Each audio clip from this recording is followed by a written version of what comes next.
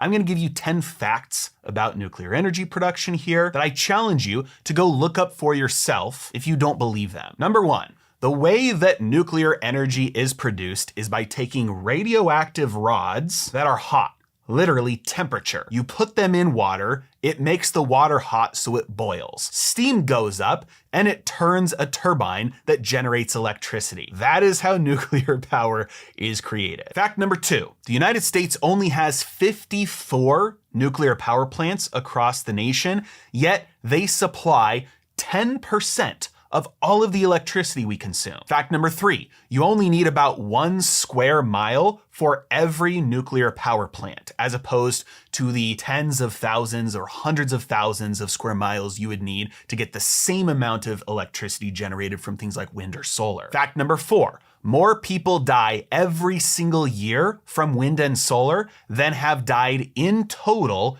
in history from nuclear energy production. The number is around 200 to 300 people have died from nuclear energy production due to the 3 meltdowns discussed earlier, and more than that die every year from things like falling off of roofs, installing solar panels, or being up doing maintenance on a wind turbine when it catches on fire. Fact number five, you will receive more radiation from eating a banana than the people who work at a nuclear facility will receive. Number six, the Navy has operated 6,000 reactor years completely accident-free. Number seven, all of the electricity that you will ever use in your entire life can be generated from uranium that fits in this cup. You fill up this cup with uranium, that uranium can produce enough electricity to supply all of your needs the rest of your life. Very energy dense, and there's really not that much waste. A lot less than every other energy production. Number eight, nuclear energy is the only one in which the waste is actually permanently sequestered from the environment. All other forms and sources of energy,